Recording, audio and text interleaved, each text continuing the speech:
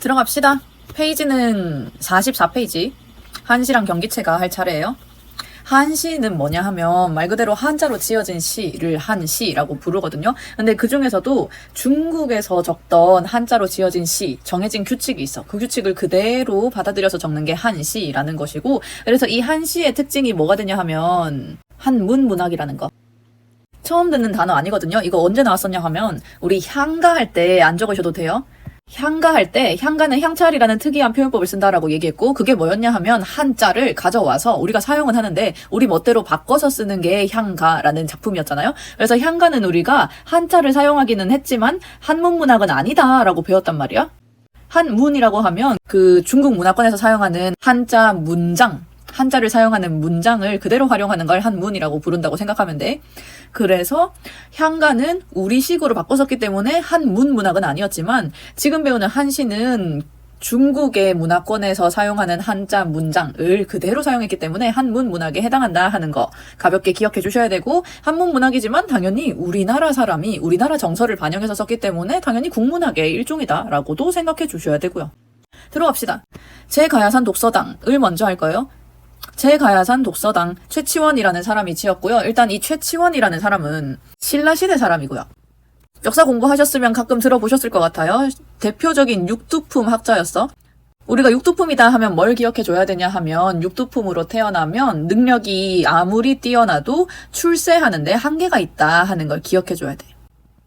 그래서 이 사람도 마찬가지 높은 벼슬자리에 오르고 싶어서 우리나라에서도 과거 시험을 쳤고, 중국에 가서 빈곤과라고 해서 중국 사람들이 외국인을 대상으로 하는 과거 시험이 있었거든요. 그것도 쳐서 합격을 하는 등 여러 가지 시험을 거쳤지만 그럼에도 불구하고 출세 한계가 있었기 때문에 말년에는 은둔을 결심하고 가야산에 들어와서 은둔하면서 지은 시가 제가야산 독서당이다라고 생각해 주시면 돼요.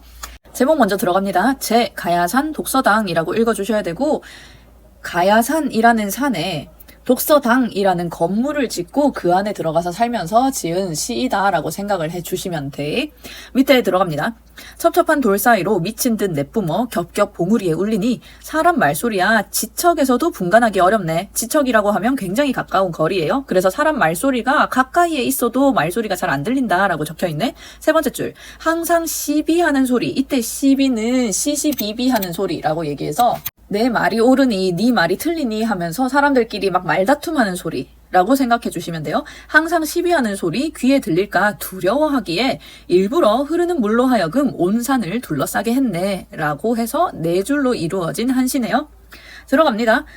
첩첩한 돌 사이로 미친 듯 내뿜어서 겹겹 봉우리에 울리고 있어요. 이때 울리는 건 뭐가 울리냐 하면 물소리가 울리고 있다는 얘기예요. 맨 마지막 줄에서 일부러 흐르는 물로 하여금 온 산을 둘러싸도록 하였다라고 얘기를 했으니까 첫 번째 줄에 있었던 울리는 것도 물소리가 울리고 있다라고 생각을 해주셔야 되고, 사람 말소리야 지척에서도 분간하기 어렵네 라고 적혀있는 거 마찬가지, 물소리가 온 봉우리에 울리니까 사람 말소리가 들리지 않더라 라고 적혀있었고, 세 번째 줄에 항상 시비하는 소리, 사람들끼리 말싸움하는 소리가 내가 귀에 들릴까봐 두려워했다 했으니까 이때 사람 말소리는 좋은 거 아니겠죠? 속세를 가리키는 표현이다 라고 생각해 주시면 되고, 밑에도 마찬가지 항상 시비하는 소리도 화자가 싫어하는 소리, 이 소리가 귀에 들릴까봐 두려워했기 때문에 내가 일부러 흐르는 물로 하여금 온 산을 둘러싸게 만들었다는 거야. 지금 화자의 상황은 납득되시죠? 화자는 지금 가야산 안에 있고요. 이 가야산을 둘러싸고 물이 이렇게 흐르고 있었겠죠.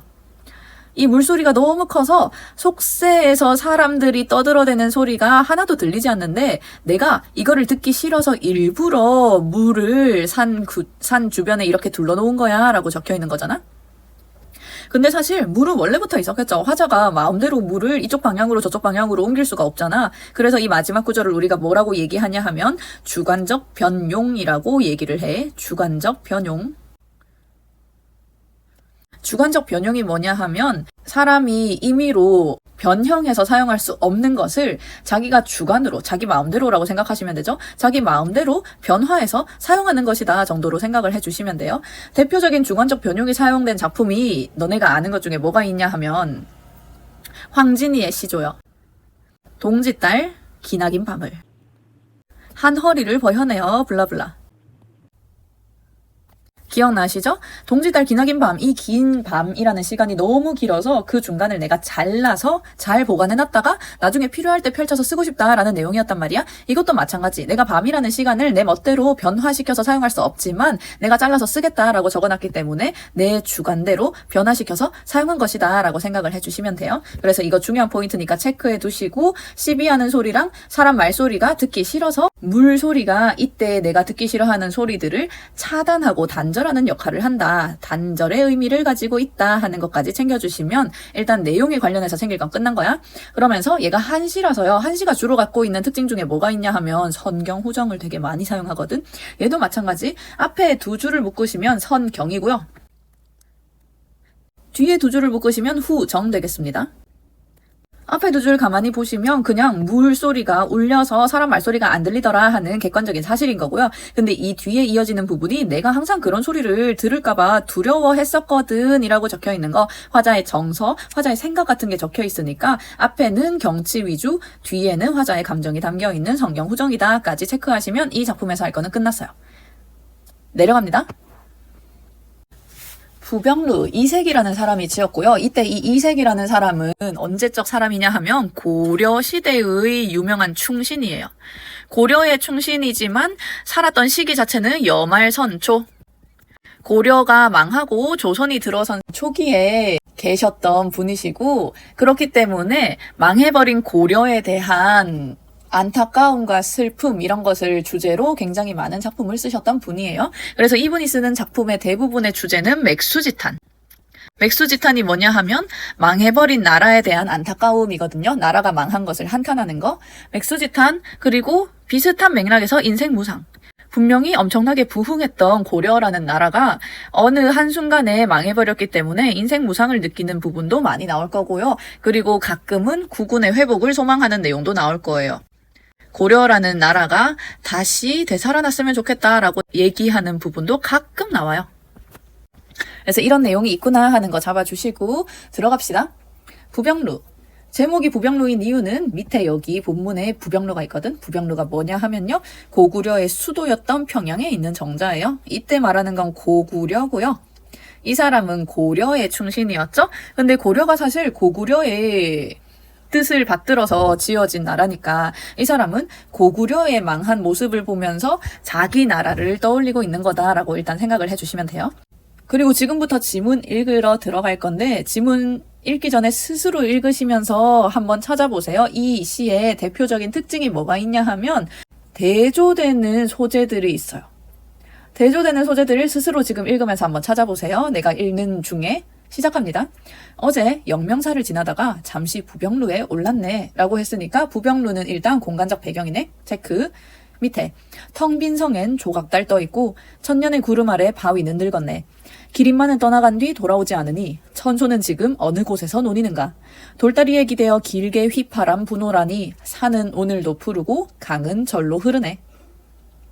읽으면서 찾으셨나요? 무언가는 쉽게 찾을 수 있었어야 돼요. 뭘 쉽게 찾을 수 있어야 되냐 하면 기린만은 떠나간 뒤 돌아오지 않는데 산은 오늘도 푸르고 강은 절로 흐르네. 얘네 둘이 서로 대조되는구나 하는 건 찾아냈었어야 돼. 지금부터 구체적인 설명 들어갑니다. 어제 영명사를 지나가다 부병루에 올랐어. 그랬더니 텅 빈 성에는 조각달이 떠 있고요. 천년의 구름 아래 바위가 늙어 있어요. 이 부분 보이는 풍경을 묘사하고 있구나라고 상상할 수 있으면 돼. 밑에 내려갑니다. 기린마는 떠나간 뒤에 돌아오지 않았다라고 얘기하잖아. 이때 이 기린마가요, 각조에 없지만 어쨌거나 돌아오지 않았다 하는 거는 체크할 수 있을 거고요. 밑에 마찬가지 천손은 지금 어느 곳에서 노니는가 라고 적혀 있는데, 천손이 누구였냐 하면 고구려의 시조인 동명왕이다 라고 각조에 적혀 있죠. 천손도 대체 지금 어디에 있는지 모르겠다라는 얘기니까 기린마랑 똑같은 역할을 하는 거고요. 사실은 기린마가 천손이 타고 떠난 말을 가리키는 건데 그것까지 알 필요는 없고요. 중요한 건 기린마와 천손이란 건 고구려를 부흥시켰던 인물을 가리키는 명칭이고, 동시에 얘네가 떠나간 뒤에 돌아오지 않는다는 건 얘는 변해버린 거다라고 생각을 해줄 수 있어야 된다는 거지. 그래서 이거 두 개는요, 인간의 유한성을 나타내는 시어다라는 걸 잡아줘야 돼. 혹은 가변성이라고도 얘기할 수 있어요.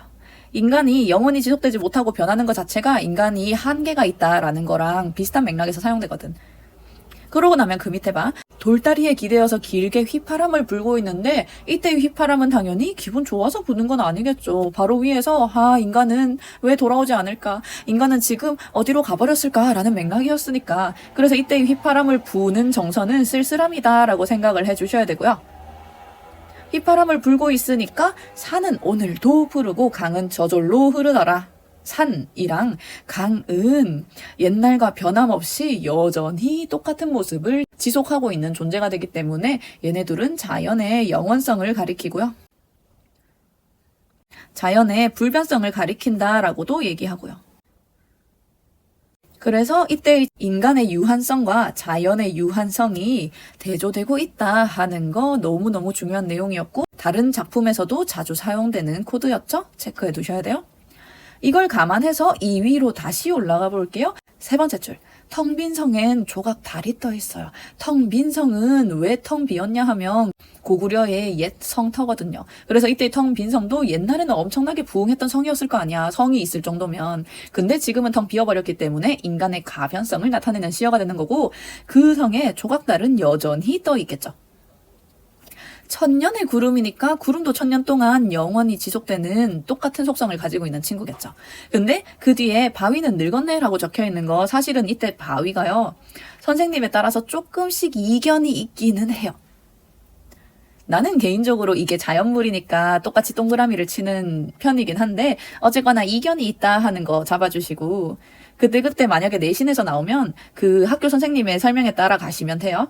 어떤 이견이 있냐 하면 첫 번째, 바위는 자연물이니까 당연히 변하지 않는 영원한 성질을 가진 것을 나타내는 것이다 라고 해석하시는 분들도 계시고 근데 그 뒤에 보면 바위가 늙었다라고 적혀 있잖아. 근데 바위가 늙는 건 사실은 변했다라고도 해석할 여지가 있는 거거든요. 그래서 만약에 이거를 변했다라고 해석하면 이때의 바위가 그냥 자연물인 바위가 아니고 성벽에 사용된 바위로 해석하시는 분들이 계셔요. 그래서 성벽이 늙어버렸다, 낡아버렸다로 해석해서 이것도 마찬가지 인간의 유한성을 나타낸다라고 해석하시는 분들이 계시니까 지금 들으면서 그럴 수 있겠다라고 받아들여 주시면 좋겠고 만약에 내신에 나오면 그때 선생님 설명을 따라가도록 하세요. 그리고 마찬가지 선생님에 따라서 어떤 설명도 하시냐 하면 이 부분 천소는 지금 어느 곳에서 논의는가 해가지고 고구려의 시조인 동명왕을 찾고 있는 거잖아. 고구려를 만들었던 사람을 찾는다는 건 지금 망해버린 고려를 다시 만들어낼 수 있는 사람을 원하고 있다로 해석할 수도 있어요. 무슨 말인지 납득되시죠? 그래서 이 문장을요. 고려의 국운이 회복되기를 바라는구나 라고 설명하시기도 해. 그러면 비록 망해버린 나라지만 자기의 나라에 대한 걱정이 반영되어 있는 거니까 이 구절이 우국지정이다라고도 해석할 수 있는 거지. 우국지정이 뭐냐 하면 나라를 걱정하는 마음이에요. 나라를 걱정하는 마음. 마지막으로 챙길 거. 한시는 선경후정의 구조를 가지고 있는 경우가 되게 많다 했잖아. 얘도 마찬가지. 앞에 4줄, 뒤에 4줄 묶으시면요. 앞에 4줄이 선경이고요. 뒤에 4줄이 후정이에요. 앞에 4줄이 선경이다 하는 거는 쉽게 이해하실 수 있을 거예요. 전부 다 그냥 내가 어디에 갔더니 이런저런 풍경이 보이더라 였거든. 근데 밑에 4줄이 후정이다 하는 거 좀 중요. 얘가 정서를 나타낸다 하는 걸 어떻게 알 수 있냐 하면 보통 물어보면 이 단어 얘기하더라고요. 왜냐하면 내가 휘파람이 쓸쓸함의 감정에서 부는 거겠지라고 얘기를 했으니까. 근데 사실은 휘파람보다는요. 이 2줄 때문에 여기가 후정이 돼요. 이 2줄이요. 눈앞에 보이는 풍경을 보면서 지금 떠나가버린 사람에 대해서 생각하고 있는 거거든. 그래서 내가 지난 시간에도 얘기했지만 후정이라고 할 때 이 정을요. 단순히 그냥 감정, 기쁘다, 슬프다, 좋다, 나쁘다 이거로만 한정 지으시면 안 된다고 했어요. 감정에다가 내가 하는 어떤 생각, 판단, 의견, 깨달음 이런 것들이 전부 다 후정에 해당되거든. 그래서 뒤에 가서 기린마와 천손이라는 사람을 떠올리고 있기 때문에 여기도 후정에 해당하는구나 라고 받아들일 수 있으면 그 다음에 다른 작품을 만나도 선경 후정에 대해서 덜 헷갈릴 수 있을 거예요. 이것까지 잡아주시면 부병로 이렇게 마무리. 무어별 인간적으로 너무 쉬우니까 알아서도 할 수 있지만 가볍게 갈게요. 제목 먼저 무 없을 무자고요. 말씀 어예요. 별은 이별할 때의 별이야. 그래서 요거 두 개가 뒤에 있는 별을 꾸며주는 구조. 뭔 소리냐 하면 무어별, 말없이 이별하다 라는 뜻이야. 밑에 들어갑니다. 15 아리따운 아가씨 부끄러워 말도 못하고 헤어졌어라 제목이네요. 돌아와 중문을 닫고서 배꼽 사이 달을 보며 눈물 흘리네. 상황 판단 다 되실 거고요. 정서 파악도 다 되실 거고요. 다만 주의할 점이 있다면 지금 시적 화자는 뭐 하고 있는 사람인지 주의하셔야 돼요. 이거 보통 함정에 나오면 지금 화자가 이별한 뒤에 눈물을 흘리고 있다 이런 식으로 함정을 내시거든요. 근데 이 시의 화자는요. 명백한 관찰자고요. 관찰자적 입장에서 누구를 바라보고 있는 거. 시적 대상인 아가씨를 관찰하고 있는 것이다 라고 생각을 해주셔야 돼. 엄연히 다른 개념이에요. 지금 슬픔을 느끼는 사람도 아가씨예요. 화자는 그냥 관찰만 하고 있어요. 화자는 무슨 생각일지 알 수가 없어요. 그래서 화자가 관찰자 입장에서 얘기를 하고 있기 때문에 상대적으로 객관적인 상황을 제시하고 있다라는 표현 가능. 내 마음이 찢어질 듯 아프다가 아니고 저 아가씨가 그냥 눈물을 흘리고 있다 하는 건 팩트 그 자체니까요. 까지 가져가시면 됐고 여기 본문에서 챙겨야 되는 거 마지막 출만 가볍게 갈게요. 배꼽 사이 달을 보면 눈물 흘리네 라고 얘기했으니까 지금 시간적 배경이 달이구나. 배꽃이 피었다라는 건 봄이구나. 그래서 배꽃과 달이라는 건 시간적 배경을 알려주는 소재예요. 그리고 특히 이때의 달이요. 달을 보면서 눈물을 흘리고 있다라고 얘기했으니까 시간적 배경이자 동시에 시적 대상인 아가씨의 감정을 고조하고 심화시키는 존재 혹은 아가씨의 슬픔을 새삼스럽게 환기시키는 존재. 환기라고 하면 불러일으킨다라는 뜻. 그래서 슬픔이란 감정을 불러일으키는 존재다라고 생각하시면 시간적 배경이자 동시에 객관적 상관물이다라고도 표현할 수 있어야 돼요. 이것만 가져가시면 되겠다. 내려갑니다. 한림별곡. 이 작품은 갈래가요. 경기체가예요. 별로 중요하지 않아요. 그냥 이런 게 있었다 하는 것만 가볍게 알아주시면 돼요. 경기체가는 잠깐 등장했다가 바로 사라져버린 갈래거든요. 이건 언제 있었냐 하면 조선 극초기에 우리 왜 적지 마세요. 우리 왜 용비어 청가 배웠었잖아. 용비어 청가가 갈래가 뭐였냐 하면 악장이라는 거였거든요. 근데 얘도요 잠깐 등장했다가 사라졌다고 했어요. 왜냐하면 조선 극초기에 우리 조선이란 나라가 얼마나 굉장한 나라인지 조선 건국의 정당성을 주장하는 내용이 위주였기 때문에 조선 극초기 이후에는 사용할 이유가 없었던 거지. 그래서 잠깐 등장했다가 사라졌다라고 얘기했잖아요. 경기체가 마찬가지. 경기체가 내용은 대부분 뭐냐 하면 우리 완전 잘났어 라는 자기 자랑이거든요. 그래서 극초기에 등장했다가 금방 사라졌어요. 옆에 지은이 보시면 한림제유라고 적혀있잖아요. 외울 필요는 전혀 없어요. 근데 이때 한림이 뭐냐 하면 한림원이라고 해서 조선시대에 문서를 관리했던, 문서를 이제 작성하는 일을 했던 관청이거든요. 한림제유라고 하면 한림원에서 일하는 선비 모음, 선비 일반, 선비들이라고 생각하시면 돼서 이게 뭔 소리냐 하면 한림별곡이라는 작품은 아예 국책사업으로 공식적으로 만들어진 작품이다라는 거죠. 정치적인 목적이 있어서요. 어떤 목적? 자기네들 잘났다고 자랑하는 목적을 가지고 정책적으로 만들어진 작품이다라고 생각해 주시면 돼요. 들어갑니다. 1장, 2장 쭉 읽어보시면 뭔 소리지 하나도 몰라요. 정상이거든. 근데 이거 뜻 하나하나 외우실 필요가 없어요. 어떤 내용인지 챙길 것만 챙기면서 내려갈게요. 1장 들어갑니다. 원슌문 되어 있잖아. 근데 원슌문에서 문만 괄호하시면 이때 문이요. 문장이라는 뜻이야. 근데 이 문장이요. 진짜 그냥 문장 하나를 가리키는 게 아니고요. 그냥 글을 가리켜요. 그래서 옛말에 문장을 잘 쓴다 하면 글을 잘 쓴다라는 얘기랑 똑같은 거야. 그래서 원순문은요. 원순이라는 사람이 쓴 글이 있다는 거지. 뒤에 마찬가지 인노, 시 되어 있잖아요. 인노라는 사람이 쓴 시가 있다는 거예요. 공로, 사륙 마찬가지 공로라는 사람이 쓴 사륙이라는 책이 있어요. 책 이름이에요. 외울 필요 없다고 했어요. 밑에 이정언, 딘한림이라고 읽지 말자고 했죠. 진한림, 황운주, 필 되어 있는 거 마찬가지 땡땡땡 필만 괄호하시면 글이라는 뜻이거든요. 그래서 이정언이랑 진한림이라는 사람이 쓴 글이 있다.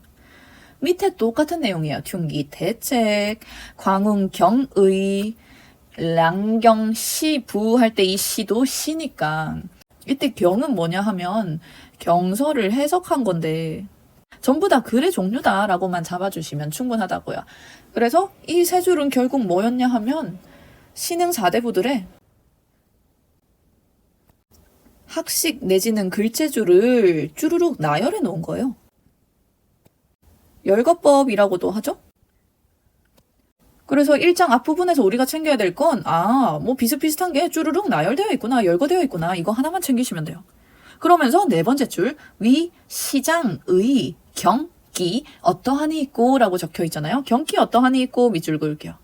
경기 어떠하니 있고 이것 때문에 이 작품의 갈래가 경기체가라고 불린 거야. 그래서 이 부분이요. 경기체가라는 명칭의 유래가 된 부분이고요. 뜻은 뭐냐 하면 이 위에 쭉 적혀 있는 이런 내용, 이런 부분의 풍경이 그것이 어떠합니까? 라고 적혀 있는 거야. 우리가 쓴 이런 글 저런 글 쭈루룩 나열해 놓고요. 이런 풍경 그것이 어떠합니까? 라고 적혀 있는데 사실상 답이 정해져 있는 거라니까. 풍경이 어떻냐 하면 우리 정말 끝내주지 않니? 라는 뜻이어서요. 굉장히 과시적 태도가 드러난다 하는 게 포인트. 경기체가 이게 다예요. 앞부분에 비슷한 거 쭈루룩 나열한 다음에 위 경기 어떠하니 있고 하면서 의문문의 형태로 자기 스스로를 과시했더라. 의문문 형식. 밑에 마찬가지 금학사의 옥순문생 두 번 반복됐죠? 옥순문생 밑에 각주도 줬죠? 옥처럼 빼어난 문하생이라고 해서 그냥 금학사라는 선생님 밑에서 배움을 받았던 학생들이 있다는 거야. 위 날조차 몇 분이 있고 나까지 포함해서 총 얼마나 있게요 해가지고 뛰어난 선생님 밑에 뛰어난 제자들이 굉장히 많았다. 마찬가지 자기 자랑을 하고 있다. 끝. 2장 내려갑니다. 똑같은 내용이에요. 당한서 장로자 한류 문집 되어 있는데 문집이라는 단어는 아는 사람 있을 것 같은데 문집이 뭐냐 하면 책이죠. 밑에 마찬가지 이두집, 난대집, 백난천집 되어 있잖아. 전부 다 책 이름이에요. 시집들을 쭈루룩 나열하고 있다라고 생각하시면 돼. 세 번째 줄 모시상서, 주역춘추, 주대래기라고 적혀 있는 거. 시경, 서경, 주역이랑 춘추는 들어본 사람이 있을 듯. 주역 춘추라는 엄청 유명한 책이 있고요. 그리고 주대래기 마찬가지 예기라고 해서 유명한 책이 있어요. 그래서 엄청나게 유명한 책들 혹은 엄청나게 좋은 글귀를 모아놓은 책들을 쭈루룩 나열해 놓은 거야. 이 부분은 결국 뭐가 되냐 하면 신흥 4대부의 교양 내지는 취미를 나타내는 명저라고 해요. 명저가 뭐냐 하면 유명한 책. 그거를 마찬가지 뭐 하고 있다? 열거하고 있다가 포인트라고 했죠. 주르륵 열거. 그러면서 밑에 똑같은 거 위 주조처 내 외운 경기 어떠하니 있고 라고 해서 결국 이 경치가 어떠합니까? 라고 적혀 있는 거고 위에 있는 책들에요. 주석까지 외우고 있는 우리네 풍경이 어떠합니까? 라고 적혀 있는 거 똑같은 내용 자기네 학식을 과시하는 것이다 하는 거 체크해 가시면 되겠죠. 밑에 태평관기 소백여권 위 영남 경기 어떠하니 있고 우리 이렇게 두루두루 읽는 풍경이 어떠합니까? 라고 얘기해서 스스로 과시하는 거고요. 이렇게 과시를 한다는 건 당연히 자긍심이 뒷받침되어 있는 거겠죠. 스스로에 대한 긍지, 자부심이라고도 얘기할 수 있을 거고요. 그래서 여기까지 했을 때 경기체가의 특징 조금 정리할게요. 이 작품이 사실상 경기체가에서 우리가 배우는 유일한 작품이다라고 생각하시면 돼요. 밑에 주르륵 봤더니 눈에 띄는 특징 온통 한자어 투성이죠? 자기네들 많이 안다라는 걸 자랑하려면 우리말보다는 한자어를 써서 좀 있어 보이는 척을 해줘야 되거든. 그래서 한자어가 굉장히 많이 사용되었다. 그리고 두 번째 사문보율. 보시면 알겠지만 원순문, 인노시, 요거 땅땅땅 해서 한 줄이 세 마디씩 사문보율로 읽히더라. 그 다음 전체적인 내용이 비슷비슷한 역할을 하는 사물들을 쭈르륵 열거했고요. 열거하면서 그 뒤에 경기 어떠하니 있고 하면서 똑같은 구절이 반복되더라 하는 것까지 챙겨가시면 경기체가 이렇게 마무리. 우리 문제집에 있는 문제들 잘 풀어오세요. 화이팅!